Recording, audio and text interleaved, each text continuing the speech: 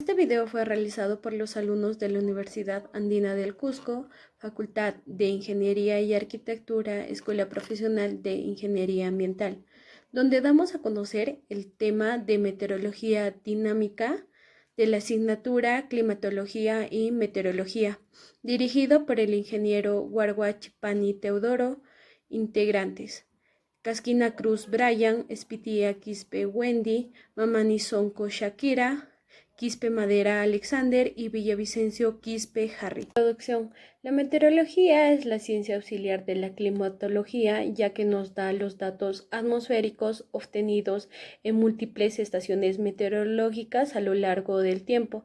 Se usan para definir el clima, predecir el tiempo, comprender la interacción de la atmósfera con otros subsistemas. El conocimiento de las variaciones meteorológicas y el impacto de las mismas sobre el clima siempre ha sido de suma importancia, ya que esta es para el desarrollo de la agricultura, la navegación de las operaciones militares y en sí la vida en general. Lo primero que tenemos que saber, ¿qué es la meteorología? La meteorología es la rama de la geofísica que tiene por objetivo el estudio detallado de la envoltura gaseosa de la Tierra y sus fenómenos. Una estación meteorológica es una instalación destinada a medir y registrar regularmente diversas variables meteorológicas. Estos datos se utilizan tanto para la elaboración de las predicciones a partir de los modelos numéricos, para los estudios climáticos. Los principales instrumentos son el anemómetro, que mide la velocidad del viento, la veleta, que señala la dirección del viento, el barómetro, que mide la presión atmosférica, el heliógrafo, que mide la insolación recibida en la superficie terrestre, el higómetro, que mide la humedad, el piranómetro, que mide la radiación solar, el pluviómetro, que mide el agua caída, el termómetro que mide la temperatura y como también tenemos el satélite meteorológico. Meteorología dinámica. La meteorología dinámica es parte de la termoquímica que estudia las leyes físicas y los flujos de energía involucrados en estos procesos astronómicos. Estos procesos presentan una gran complejidad por la enorme gama de interacciones posibles, tanto en el mismo seno de la atmósfera como en otras partes, esta ya sea sólida y líquida de nuestro planeta. Los factores astronómicos tenemos la posición de la Tierra respecto al Sol y como también en la latitud tenemos las zonas climáticas. En las zonas climáticas tenemos la zona polar, la zona templada, la zona intratropical, la zona templada y la zona polar. La circulación general de la atmósfera. Existe en la Tierra una circulación general de la atmósfera de carácter zonal en la que entran en juego las masas de aire, la temperatura, la humedad y la rotación y la traslación de la Tierra. Estas variables juntos con la posición con respecto al continente. Estas definen los climas en las zonas más importantes del globo terráqueo. Las fuerzas gravitatorias de Coriolis es el efecto que sufre un objeto en movimiento que se mueve en línea recta en un objeto de rotación. En la Tierra el efecto se nota cuando los vientos se desplazan en dirección norte-sur. Centros de acción. Estos centros de acción son bajas presiones ecuatoriales, las altas presiones subtropicales, que por su estabilidad tienen como los anticiclones las Azores, Hawái, Índico del Pacífico Sur o Atlántico Sur. Las bajas presiones polares del frente polar y las altas presiones polares, que también tienen nombre como los anticiclones Ártico y Antártico, Canadiense o Siberiano. Los centros de acciones son las regiones manantiales de las masas de aire. Las masas de aire tienen las características de temperatura, humedad. Son homogéneos. Tienen gran extensión lateral hasta centenares de kilómetros y están separadas de otras masas de aire por su frente. Ahora, para hacer una distinción entre lo que es las masas de aire con relación a la temperatura, por ejemplo, tenemos que eh, en el Ártico se encuentra una temperatura promedio de menos 46 grados Celsius. La polar, que lo dividimos en continental y marítimo, está en 11, menos 11 grados Celsius y 4 grados Celsius respectivamente.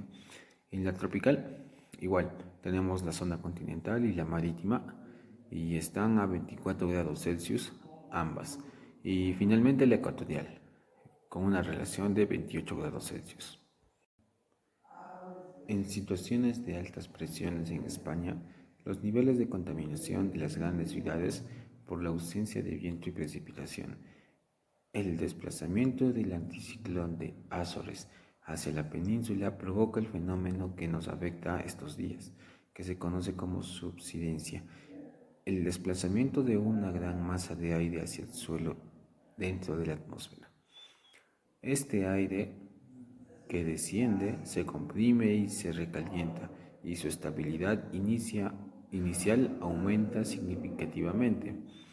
En ese escenario, la columna de aire sobre nuestras cabezas pesa más, ejerciendo una presión mayor y haciendo que la contaminación quede atrapada cerca de la superficie. Los contaminantes emitidos por la actividad humana, el tráfico, la calefacción industrial.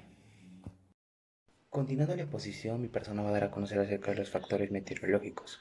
En sí, los factores meteorológicos se producen en la atmósfera y explican tanto en el tiempo como en el clima. Y dentro de estos abarcan lo que es la humedad, el tiempo, las precipitaciones, entre otros, que van a dar a conocer mis compañeros. Lo cual voy a dar a conocer lo que es la temperatura. En sí, la temperatura se da en la Tierra obtenida de la energía suplementaria que se necesita para la proximidad del Sol.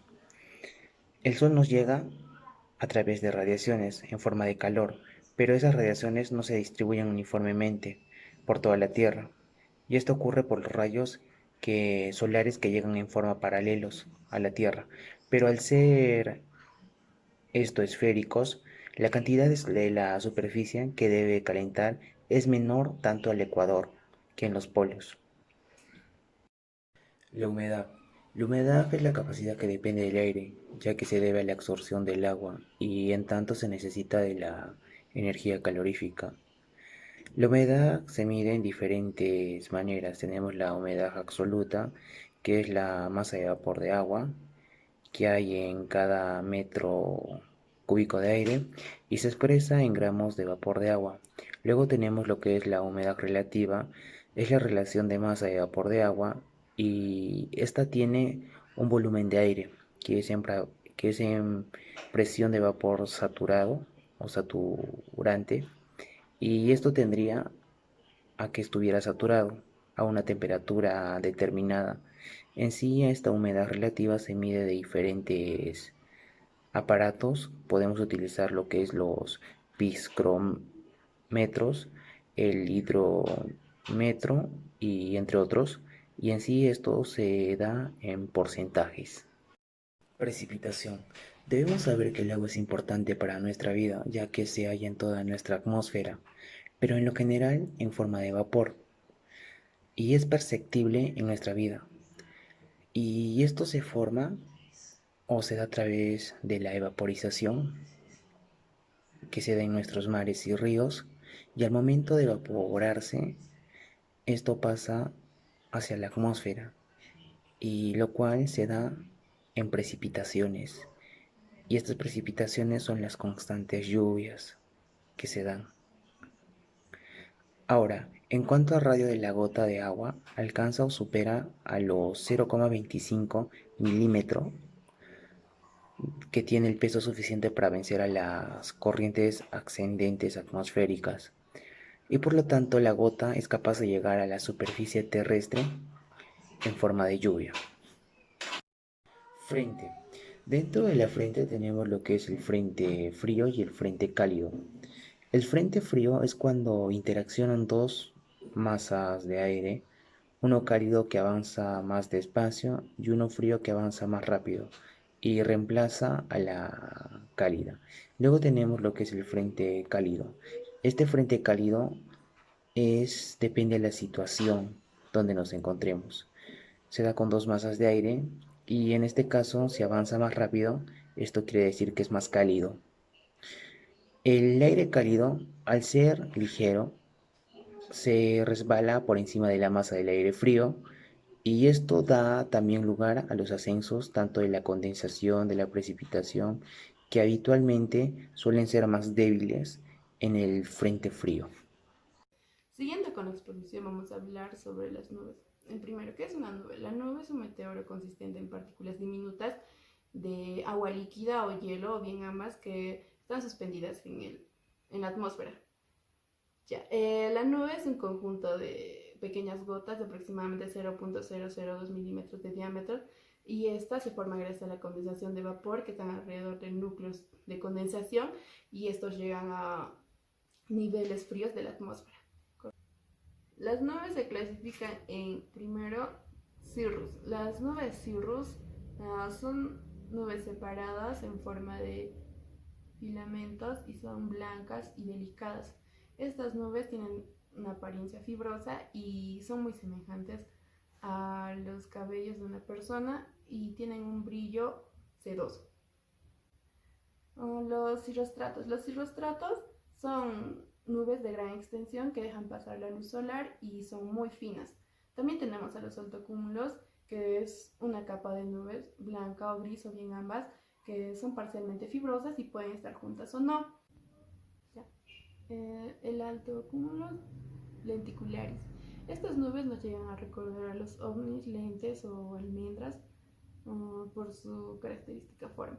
Bueno, estas nubes se llegan a dar gracias a los fuertes vientos que interaccionan con un obstáculo montañoso. Bueno, ahora los altostratus son nubes que llegan a dar al cielo un aspecto tristón, ya que cambian el color azul por gris. Estas nubes no son muy densas, podemos llegar a ver al sol a través de ellas. Si llegan a tener un grosor considerable, podría tapar por completo. También estas nubes llegan a dar lugar a las precipitaciones. También siguiendo con la clasificación podemos encontrar muchos tipos de nubes como son las asperitas, nimbostratus y cumulus. Las precipitaciones, ya como todos sabemos, es la caída del agua atmosférica. Existen varios tipos de precipitaciones, ya sea líquida o sólida.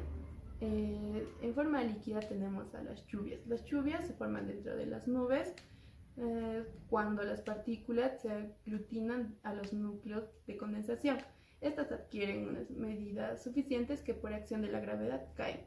También tenemos a las lloviznas, que es la caída del agua débil debido a que son gotas pequeñas y caen uniformemente. También tenemos los chubascos, que es la caída del agua intensa y virulenta. En los tipos de precipitación en forma sólida tenemos a las nieves.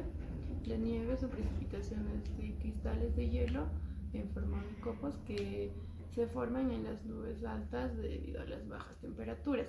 También tenemos el granizo, que es un trozo de hielo o granos que estos se llevan a cabo gracias a que los cristales de hielo se aglutinan a las gotas de agua y estas se hielan. También tenemos al piedrallón, que son tormentas muy fuertes, que también son conocidas como supercélulas. Esto debido a que hay un tipo de supertormenta, no de muy gran extensión, pero que sí pueden llegar a originar las devastadoras.